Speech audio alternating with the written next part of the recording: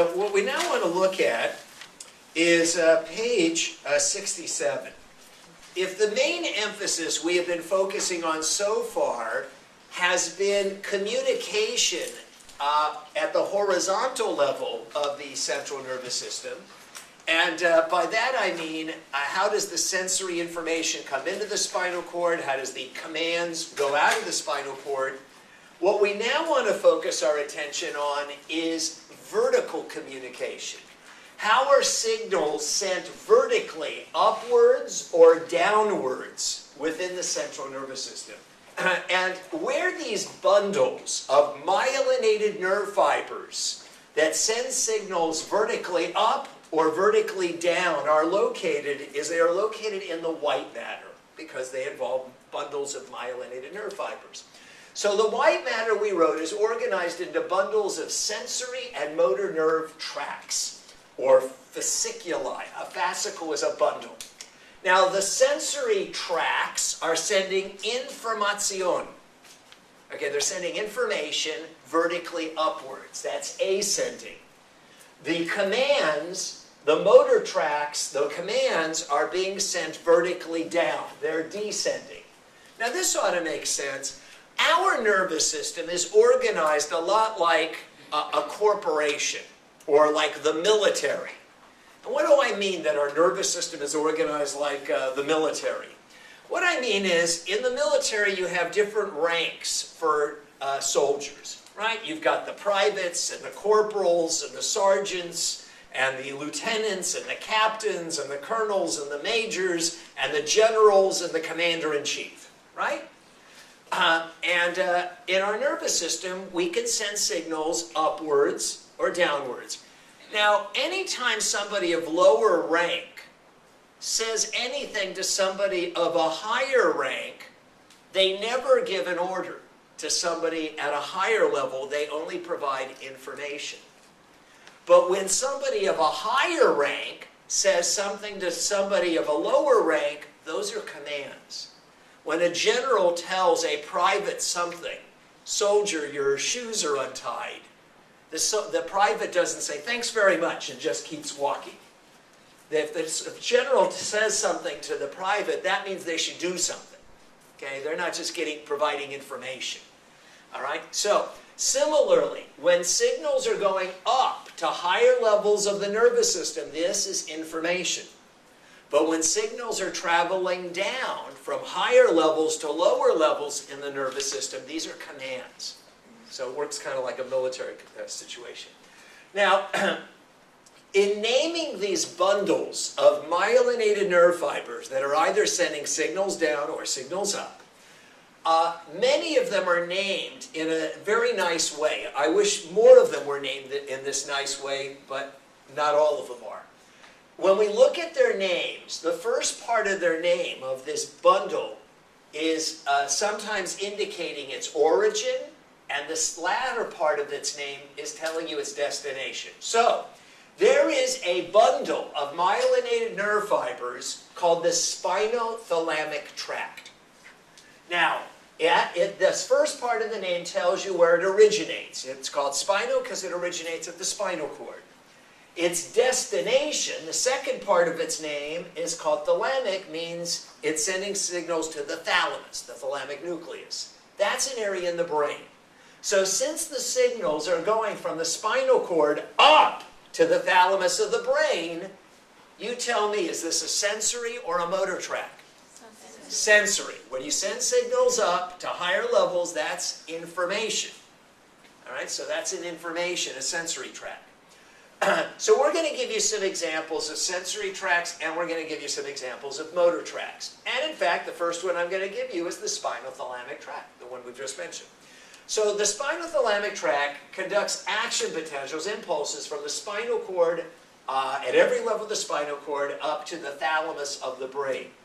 And it conveys sensory information about pain and temperature. Now, temperature may or may not be important. But there is one sensory modality that is very important, and that's pain. Because anytime you're in pain, that means that there's injury occurring to your body. So that makes this bundle of myelinated nerve fibers very, very important because it conveys information about pain. Let's try to show you a picture of what this looks like. Let's look on page 66. And this is the previous page. And here's page 66, and I want to look right here in the middle of the page on the left. So here on the middle of the page on the left, what are we looking at? These are sections through the spinal cord and brain. And here, this is the spinal nerve, and it shows that there are some sensory neurons that are sending information into the spinal cord. These are sensory neurons labeled warmth receptors, cold receptors, and also pain receptors. Now, as we've learned, the cell bodies of all sensory neurons are located in this bulge of the dorsal root. That bulge is called the dorsal root ganglion, because a ganglion is the name for an area where we have neuron cell bodies located. These sensory neurons enter the gray matter of the spinal cord, and they are shown synapsing onto an interneuron. Now, they wouldn't just synapse onto one interneuron. There's lots of them, but we're trying to keep these pictures simple.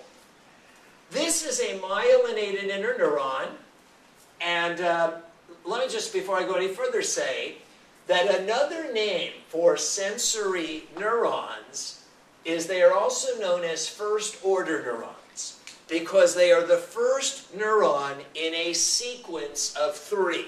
There's typically 3 neurons in a row in order to send a signal from your body to the highest level of your brain. It takes a series of 3. So this is the first neuron in that series of 3, called the first-order neuron. It synapses onto this myelinated interneuron. Now this is the second neuron in this series of 3. So it's called the second-order neuron. You'd say, where does it say it? It says it right here. Second-order neuron. Notice what this myelinated interneuron does. It decussates. There's my word. What does that mean? We learned yesterday that means it crosses over. As you look at the picture, it's crossing from this side to this side of the spinal cord. Now, I think, just before I go any further, that most of you are aware that the information from the right side of your body goes to the left side of your brain. And the information from the left side of your body goes to the right side of your brain. Not only does the information decussate or cross, but the commands. When you want to move your right hand, the signal begins in the left side of your brain and crosses over to the right hand. So why are nerve fibers cross? Nobody knows. It's thought that it may have something to do with embryologic development, but nobody's exactly sure. But the majority, 80% of the nerve fibers in our spinal cord decussate or cross. They cross from right to left or left to right. Okay, 20% don't, but the majority of them do. So anyhow, this is crossing or decussating. It enters the white matter, and it extends vertically upward. Let's follow where it's going. We go up, up, up, up, and it's shown synapsing in an area called the ventroposterolateral nucleus of the, and we're just going to call it thalamus. So it synapses in the thalamus. I actually mentioned last time that the majority of sensory information is sent to the thalamus of the brain before it goes anywhere else in the brain. So it synapses in the thalamus. So this second-order neuron, this myelinated neuron that is sending information about temperature and pain from the spinal cord up to the thalamus is part of a bundle called the Spinothalamic Tract. The Spinothalamic Tract. So this is just showing one myelinated neuron. There's not just one. There are millions of them. And you might say, well, why are there millions of them? Because we have temperature sensory neurons and pain sensory neurons bringing information at every single level of the spinal cord. So there's sensory neurons conveying information about temperature and pain. This level, this level, this level, this level, this level, this level, this level, this level, every single level. And they're all coming in, and they have a second order neuron that sends that signal up to the thalamus. So it's an entire bundle of myelinated neurons conveying information about temperature and pain from every level of the spinal cord and sending it up to the thalamus. Now, in the thalamus, this second order neuron is shown synapsing onto the third neuron in this sequence, the third order neuron. And it sends the signal to the highest level of our brain. The commander-in-chief, the only part of the brain where we actually have conscious awareness of what it's thinking and doing, is the cerebral cortex. And the word cortex is an anatomic word that means outer part. So the outermost part of our brain, called the cerebral cortex, is where we have consciousness. Consciousness means awareness. And when that signal finally reaches here, then we know that we are feeling the sensation of temperature or pain from a particular location in our body. We'll have a lot more to say about that. So that's an example of the spinothalamic tract. Let's go back to page 67. So back on page 67, a second example of a sensory tract on page 67 is a bundle of myelinated nerve fibers called the dorsal white columns, sometimes known as the posterior white columns, because the word dorsal and posterior are used interchangeably. Right? Ventral and anterior mean the same thing. Dorsal and posterior mean the backside. Now you notice immediately that's not named as nicely as the spinothalamic. Because in the spinothalamic, the first part of the word told us the origin, the second part told us the destination. This is not named that way. In fact, even though we're going to call it the dorsal or posterior white column, in fact, it's actually called the Fasciculus Gracilis and Fasciculus Cuneatus. I'm not asking you to know those words, but that's the real name. So we can certainly agree that none of these names make the same kind of sense that spinothalamic does. Now, what's this bundle of myelinated nerve fibers for? I wrote, it also conducts impulses, signals, from the spinal cord up to the thalamus. So we're thinking, well, wait a second. If it's also sending information from the spinal cord to the thalamus, then why is it a different bundle? Notice. It conveys sensory information about touch, pressure, and proprioception. So in other words, this bundle of myelinated nerve fibers is not sending information about temperature and pain up to your thalamus of the brain. It's sending information about touch, pressure, and proprioception up to the thalamus of the brain. Those are different sensations. Now, we all know what touch is. We know what pressure is. What's proprioception? So, you may have learned that word in anatomy. If you had me for anatomy, I taught you that word. We learned it on page H5 in the anatomy lecture. A synonym, a word that means the same as proprioception, even though proprioception is the word that most books use, that clinicians use, is kinesthesia. So what does kinesthesia mean? That'll help us understand what proprioception means. So the root kinesis means movement. If a kid is hyperkinetic, they're moving a lot. If we talk about kinesiology, that's the study of body movement. If we talk about kinetic energy, that's energy in motion. So kinesis means movement. Aesthesia, what does aesthesia mean? Have we ever learned what it means? The answer is we have learned what it means. We needed to know it for the first lecture exam. What does it mean? Sensation. And we told you aesthesia meant sensation because when you put the prefix a or an in front of a word, what does that mean? Without. So anesthesia means without sensation. And we talked about anesthetics, like lidocaine for the first exam. So putting this word together, if kinesis means movement and aesthesia means sensation, this means the sensation of movement. So you'd say, what do you mean sensation of movement? So what I'd like you to do is wiggle your toes. You wiggling your toes? Can you feel them move? How do you know they're moving? Did you have to look at them with your eyes? No, you could feel them move. That's called kinesthesia or proprioception. Can you tense the muscle in your thigh or your calf? Can you tense it? Can you feel it tense? Can you feel the muscle in your leg contract? So that's called proprioception or kinesthesia. All right, so that's, now you know what that word is.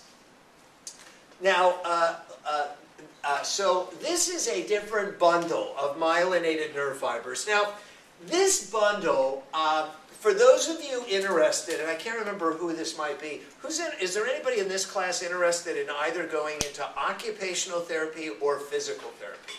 Anybody? You need to know this. All right? For the rest of us, what I've told you is sufficient.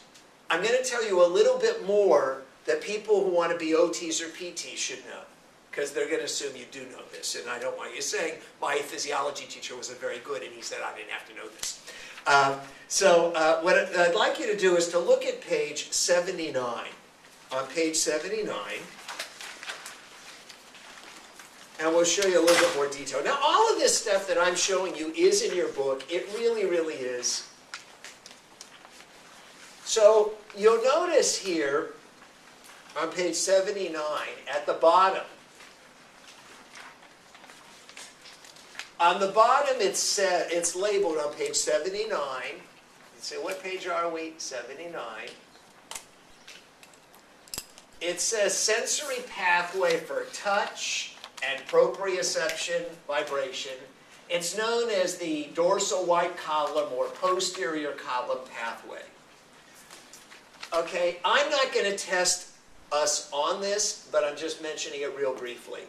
This shows this sensory neuron for touch or pressure or proprioception coming from our joints, from our muscles, and it comes into the spinal cord, but here's what's unusual. It doesn't synapse. It doesn't usually synapse right there where it enters. You'll notice if you follow it, it's myelinated and it travels vertically upwards in the white matter. So this is the sensory neuron, also called the first order neuron. Rather than synapsing right where it enters the spinal cord, it extends vertically upwards and it synapses right here. You'd say, where's there? Where's right here? The medulla of the brain. So that sensory neuron is very long and it goes all the way up to the bottom of your brain. The lowest part of your brain is called the medulla or medulla oblongata, and that's where it synapses onto the second order neuron. So rather than synapsing onto the second order neuron in the spinal cord, it doesn't synapse onto this second order neuron until it reaches the brain. There it synapses in the medulla oblongata, and the area where it synapses is known as the nucleus cuneatus or the nucleus gracilis. And the second order neuron does what? It decussates. That's the word you need to know. It crosses, all right? And then it travels up, and where's it going to? The thalamus. So it does go to the thalamus.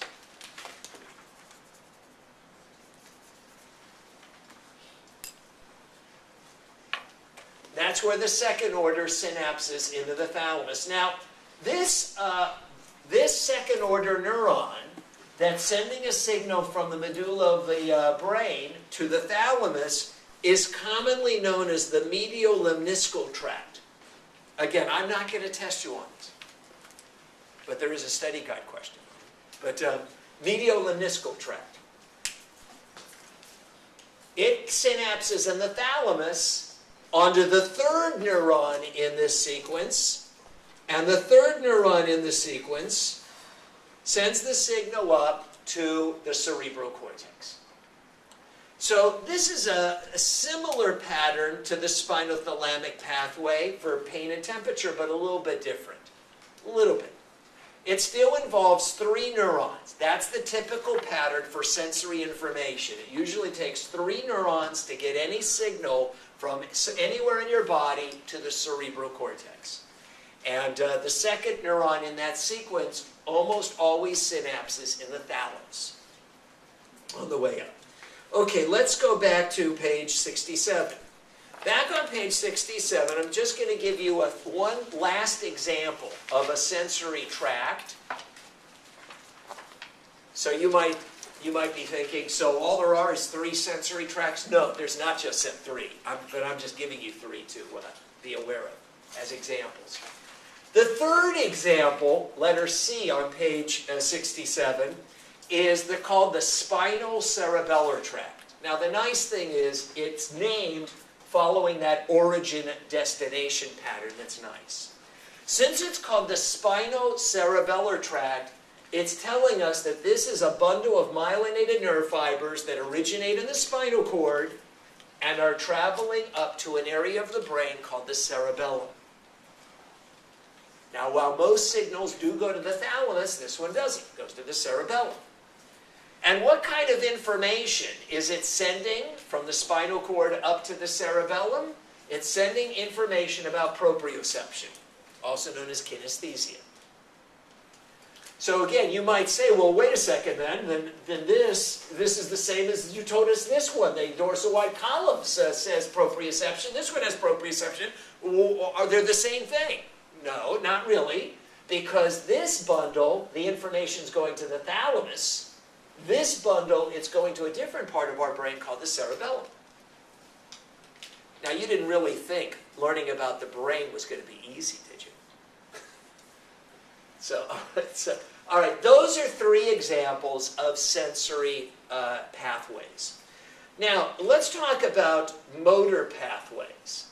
How are commands sent from the brain down? We've been talking about how information is going up to the brain. How are commands sent down? There are two major motor pathways.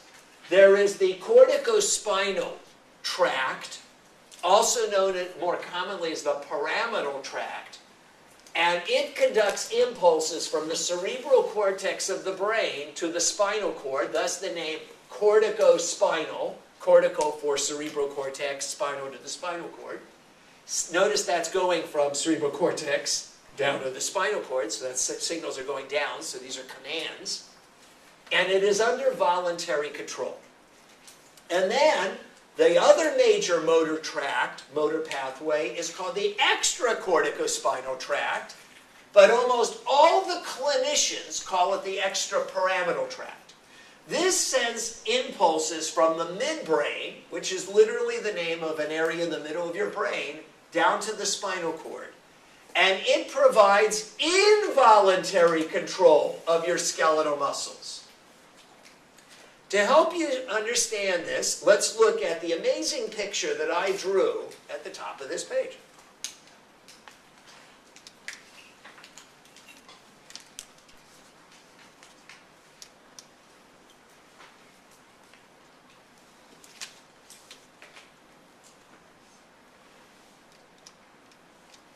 All right, so here I show 2 neural pathways. This one is the pyramidal or corticospinal tract that is under voluntary control. This one is labeled the extrapyramidal or extracorticospinal tract that is involuntary.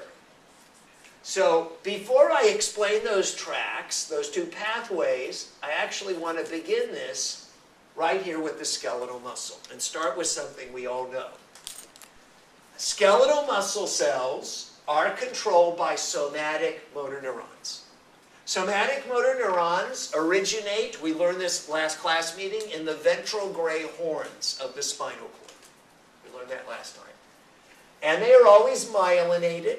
We know that when they conduct an action potential along their length, they release acetylcholine from their synaptic knobs, and acetylcholine activates an action potential in the skeletal muscle cells, and as a result, they contract. We've learned all about the neuromuscular junction. Now, you'll notice that both of these neural pathways from the brain converge onto this somatic motor neuron. Let's start with this one. This myelinated interneuron of the pyramidal or corticospinal tract originates where? It originates in the cerebral cortex. The cerebral cortex is the highest level of your brain, and what it's doing you are aware of, and you are in control of. So this signal, when you send this signal from your cerebral cortex down, this is a voluntary command. Now this interneuron of the so-called corticospinal tract, called that because it originates in the cerebral cortex, actually originates in an area called the primary motor area of the cerebral cortex, located in the frontal lobe of the brain. So when you send a signal down this pathway, it releases a neurotransmitter that can excite this somatic motor neuron and cause that muscle to contract. Notice that it just takes, how many neurons are there between your cerebral cortex and any skeletal muscle? Just 2. So while it takes 3 neurons in a row to get the information up to your cerebral cortex, it only takes 2 neurons to send the command down. Not 3, but just 2. All right, so this is how we activate our skeletal muscles. So, just to make sure we get this, just wiggle your finger. Go ahead, wiggle your finger. I don't care which finger. Stop. Go ahead, wiggle it again. Stop. Go ahead, wiggle some more. Okay, go ahead, stop. Do you have voluntary control? Yes. Now, you don't just have one myelinated interneuron coming from your cerebral cortex to a somatic motor neuron. Let's just wiggle our thumb. Move your thumb. In order to wiggle your thumb, you're obviously activating a muscle in your thumb, and it's controlled by a somatic motor neuron from your spinal cord, and what activated was a specific myelinated neuron from your cerebral cortex that activated that somatic motor neuron that controls the muscle of your thumb. Now let's wiggle your index finger. So that involves a different myelinated interneuron synapsing onto a different somatic motor neuron controlling the muscle in your index finger. So now let's wiggle our little finger. So that's a different myelinated interneuron from your cerebral cortex controlling a different somatic motor neuron to the muscle in your little finger. You start to get a sense that there must be a lot of these. So it's not like you've got 1 or 10 or 20 of them. You've got literally thousands, literally hundreds of thousands of them.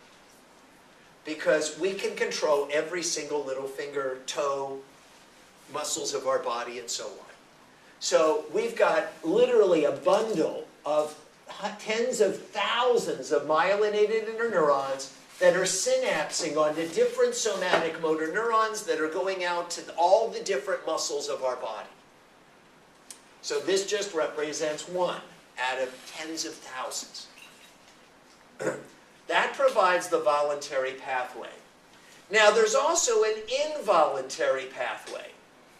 This pathway begins in the middle of your brain, and the area in the middle of your brain is called the midbrain. That's pretty good. Midbrain. Now, what goes on in the middle of your brain, we are not aware of. Most of what your brain is doing at this moment, we're not even aware of what it's doing. We don't control it voluntarily. We're not even conscious of what it's doing. Your brain, for example, right now is controlling your sweat glands, it's controlling your heart rate, it's controlling your GI motility, it's controlling all kinds of stuff, and you're not even aware of it. So there are myelinated interneurons that originate in the midbrain. You are not aware of what they're doing. they can send signals down and they synapse onto the very same somatic motor neurons that these voluntary interneurons did, and they can activate or inhibit the somatic motor neurons to your skeletal muscle. So this is an involuntary pathway. So your skeletal muscles, which are controlled by somatic motor neurons, the somatic motor neurons can be activated or inhibited both through a voluntary or an involuntary pathway. Let me give you a couple of examples. So, when you start to shiver, are your skeletal muscles contracting? Yes. So, the only thing that makes your skeletal muscles contract are somatic motor neurons. Well, who's activating those somatic motor neurons? It's not me. I'm just like shivering. I'm just watching it happen. Who's doing it? The involuntary pathway. Now, I had told you previously that anytime you start to shiver, all that your brain wants you to do is use your muscles to produce heat because you're cold. And I had said anytime you start to shiver, you can stop shivering. But your brain is basically giving you a choice. Do you want to voluntarily make these muscles work to generate heat? Or is their brain going to have to do this involuntarily? So the moment you start to run in place, you stop shivering. That's where you're sending voluntary signals to make your muscles generate heat. The moment you say, I'm not going to do that, I'm just going to sit here, then your brain will make them contract involuntarily through this pathway. Another example, breathing. Now, do we have voluntary control of our breathing? Let's try it. Let's go ahead and breathe fast. Go ahead. So everybody's just watching me, okay? All right? All right, so obviously I can send commands to the somatic motor neurons that control my diaphragm muscle. But most of the time I'm not consciously thinking about breathing. So who's making my diaphragm muscle contract if I'm not consciously, voluntarily making it happen? The somatic motor neuron is making your diaphragm muscle contract, but the signals are coming from the midbrain rather than from the cerebral cortex. Yep? So they can switch at any time? They can switch at any time. And they do. The moment, right now, you're just breathing on your own, but anytime you want to start breathing faster, anytime you want to hold your breath, you can do that, can't you? Now, of course, you can't say, well, I'm going to voluntarily hold my breath and kill myself, because at that point where you're starting to run out of oxygen, your brain says you're an idiot, and it's going to override your voluntary control and make that diaphragm start contracting again and breathing again. Another example. Right now, you are contracting the muscles in your back. You're sitting upright, kind of more or less. Somebody's keeping those muscles contracted in your back. But if you weren't thinking about it, who was activating those muscles in your back to keep you sitting upright? Those were signals coming down the involuntary pathway, activating the somatic motor neurons to the muscles of your back. Now, of course, anytime you want to voluntarily, and the moment I talked about this, many of you sat up more properly. So then you did that voluntarily. So that's when you sent the signal along the voluntary pathway to the same somatic motor neurons. Now, you'll notice that because whether we're talking about the voluntary pathway or the involuntary pathway, they both converge onto the same somatic motor neurons to any given muscle. So you'll notice that whether we look at the voluntary or the involuntary pathway, there are two neurons in a row. 1, 2, or 1, 2. So because of that, these two neurons right here are commonly called the upper motor neurons, and this is the lower motor neuron. Have we ever seen that term, that another name for a somatic motor neuron is a lower motor neuron? Have we ever seen that? Anytime I ever ask a question, am I really asking a question or do I already know the answer? I already know the answer. We learned it on page 52. It's called a rhetorical question. If you look on page 52, let's look at it. This is page 52. We've been on this many a time. And right here, we said somatic motor neurons are also called alpha motor neurons or lower motor neurons. There's the term. So I said you had to know all three terms because they use them interchangeably, and we have now used all three terms. So again, on page 67, so why did they call these the upper and this is the lower? Because these are upper and this is the lower neuron. Now, there is something kind of not quite correct in that jargon.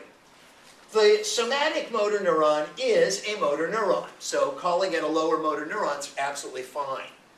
But actually referring to these as upper motor neurons is really not correct because they're not technically motor neurons, they're interneurons. But nevertheless, doctors, clinicians commonly refer to these inner neurons as the, quote, upper motor neurons. Why this is relevant is because when patients have injuries to the somatic motor neuron, the symptoms are very different than when they have injuries to either the myelinated inner neuron of the voluntary or involuntary pathway, these upper motor neurons. The symptoms present themselves very differently. For example, if the somatic motor neuron is injured, the result is flaccid paralysis. You can't move. If this neuron doesn't work, you can't activate your skeletal muscles. But if these neurons are injured, you might have paralysis, flaccid paralysis. You might also have spastic paralysis because you might not have a way of inhibiting the somatic motor neurons. So you might get actually overexcitation. Let me just mention one more example of what we're talking about. So we're going to learn more about this later. We've all heard of something called Parkinson's disease. In Parkinson's, the person has these tremors, right? Anybody know anybody with Parkinson's? Well, are they making themselves do this? No, they're not making that. So who's doing it? The signals are coming down the involuntary pathway. Now, what's interesting with Parkinson's is that they have these tremors when they're not moving. The moment they move, the tremor disappears. Anybody know that? And it only appears again when they stop moving. So when they're using the voluntary pathway, the tremor disappears. But the moment they're now stationary again, signals start to come down the involuntary pathway and the tremor reappears. So they actually call this a resting tremor because the tremor appears only at rest, not when they're moving. Is Parkinson's disease due to an overproduction of glutamate or? No, it's actually a deficiency of dopamine in an area of the, in part of what are called the basal nuclei. We're going to learn about it. Yeah, we're not done yet. So, all right. So to summarize, I think we've given you a few examples here. So to summarize at the bottom of the page, the corticospinal or pyramidal tract, I happen to like the name corticospinal. It sends signals from the cerebral cortex to the spinal cord. It's more commonly called pyramidal tract by clinicians. Permits voluntary control of our skeletal muscles.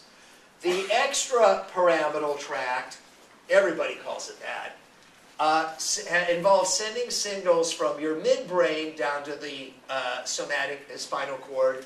It permits involuntary control of our skeletal muscles, so it plays a role in the unconscious maintenance of posture, like when you're just sitting or just standing and not thinking about it, of maintaining balance without you having to think about it, involuntary shivering, when you start to shiver. So these are things that when it's all occurring without you consciously making it happen, it involves the involuntary pathway. Yeah, 66A. So on 66A, so looking at this picture now, this should make sense. This is our somatic motor neuron. And notice the way I drew this, I show a myelinated interneuron of the corticospinal or pyramidal tract, that's the voluntary tract, synapsing onto this somatic motor neuron. So if I send a signal from my cerebral cortex down this neuron, I can activate this somatic motor neuron and make a muscle contract. So now you understand the voluntary pathway. Okay, on page 69, now on 69, I'm not really going to make a big deal out of this diagram here, but I'll just try to give you a sense of this. This is the spinal cord. This, shaped like a butterfly, is the gray matter. I want to focus on the area around the butterfly, the white matter. And so what this diagram shows is, you'll notice that on this side, this half of the diagram, it shows ascending tracts. It says that. Ascending means they're going up. And any signals that go up is information. Those are sensory tracts. They're providing information. When you say something to somebody of a higher rank, it's only information. You don't order somebody who's higher up than you. And you'll notice we gave you 3 examples of sensory tracts. One of the examples I gave you was called the Spinothalamic Tract. So what this diagram shows is right here in the white matter, right here, is where there's a bundle of myelinated nerve fibers called the Spinothalamic Tract that are sending information about pain and temperature up to the thalamus. We also gave you the example of the Spinocerebellar Tract.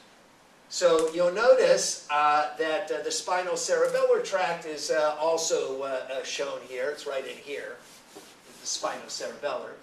And then I also showed you the dorsal white columns, or posterior white columns. And how it got the name dorsal white column is because there is a bundle of myelinated nerve fibers right here on the dorsal part of the white matter, where there's a bundle of myelinated nerve fibers that are sending sensory information about touch, pressure, and proprioception up to the thalamus. And we had actually said that the real name for it is the Fasciculus Gracilis Fasciculus Cuneatus. But anyhow, how that gets the name dorsal or posterior white column is because of where it's located in the white matter. Now, why is this relevant to anything? Here's why. What if somebody was stabbed in the back? You think anybody's ever been stabbed in the back? Yes. All right. Shot in a bullet. All right. Bullet which gets in their back of their spinal cord. And it has severed this bundle right here. Because this is on the back side. It didn't affect anything else, but it severed this. So what's this loss that the patient is going to experience? What have they lost in terms? What do they have a deficit of? They've lost what sensation? Touch and pressure and proprioception from everywhere below where it's been severed. Now they still have touch, they still have temperature and pain. That's still intact. They still have some other, but they've lost touch, pressure, and proprioception if this bundle has been severed, at least on that side of the body. Now, in this diagram on this side, they are showing descending tracts. Descending, these are commands. These are commands. So we had mentioned 2 major bundles of myelinated nerve fibers that send commands down. One was called the corticospinal or pyramidal tract. So here we see pyramidal tract. Here's lateral corticospinal. Here it is. That's where it's located. It is a bundle of myelinated nerve fibers sending commands from your cerebral cortex that can activate somatic motor neurons to your muscles. What if this was injured? What if if somebody was, I know you're thinking, what, are you only going to give us examples of, knife stabs and bullet wounds? No. They were in a car accident. And they got whiplashed in their spinal cord and it severed right here. So what's their deficit? If they have this lesion or injury to the corticospinal or pyramidal tract, what is their deficit? Are they okay? Everything's fine? No problem? What have they lost? Did they lose sensation? No, that's not. These were sensation. This is motor control. What have they lost? Voluntary control of all their muscles below where the injury is. They cannot activate any of the motor neurons to the muscles below where it's severed. Now, of course, how bad this is depends upon, has it been severed high at the neck or lower down? The higher it was severed, the more loss you've got. Because if this is severed, and these are sending signals down, the signals can't go below where it's severed. So then they've lost all voluntary control below that level. But interestingly, even though they may have lost voluntary control, there's still the extrapyramidal tract that provides involuntary control, and it's located in a different place. So it's possible that somebody could lose voluntary control and still have subconscious involuntary, or the reverse. They could lose involuntary but still have voluntary control. Imagine somebody who can still move their arms, because this tract is intact, it's working, but if there's been injury to the extrapyramidal tract, they don't shiver. And they have no way of just maintaining their back muscles unless they consciously think about it. So we get all these variations. Now, in fact, the extrapyramidal tract is much more complicated than I've made it out to be. You'll notice that what they bracket as extrapyramidal includes several different areas. There's a bundle called the rubrospinal tract, another bundle called the reticulospinal tract, another bundle called the vestibulospinal tract. All of these are operating subconsciously or involuntarily, and they're actually controlled by slightly different parts of our brain. So all this gets pretty complicated. Now, what we want to move on to next are spinal cord injuries. And there are many causes of spinal cord injuries, lesions, but the three major causes we've listed here. And these would include, most commonly, physical trauma to the spinal cord. Now, physical trauma could involve work-related injuries, auto accidents. Of course, it could also include something more violent, such as gun-related injuries, knifings, and so on. And this would result in trauma to the spinal cord. Spinal meningitis, that's an infection. There are many different types of infections and diseases that cause irrevocable permanent injury to the neurons in the spinal cord and even up in the brain. And lastly, a herniated or ruptured intervertebral disc. So in this picture right here, this is an intervertebral disc. You learned in anatomy that an intervertebral disc is largely made up of fibrocartilage. The outer part of the disc is known as the annulus fibrosus, which is written right here. It's really tough. It's fibrous.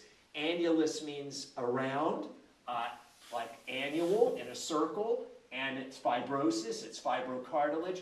But the inner part of the disc is called the nucleus pulposus. Nucleus means center, like the center of an atom is called the nucleus. So this area in the center of the disc is called the nucleus pulposus. It's called pulposus because it's pulpy, it's soft, it's mushy. And the purpose of the discs is in part to act as shock absorbers between the vertebrae.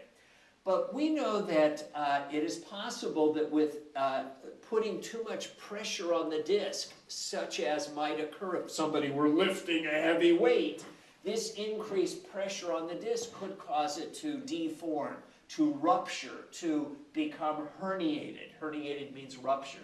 So here we actually see where the disc has deformed, it has ruptured, it has herniated, and in this particular case, it's pushing against a spinal nerve. These are the spinal nerves coming off the spinal cord.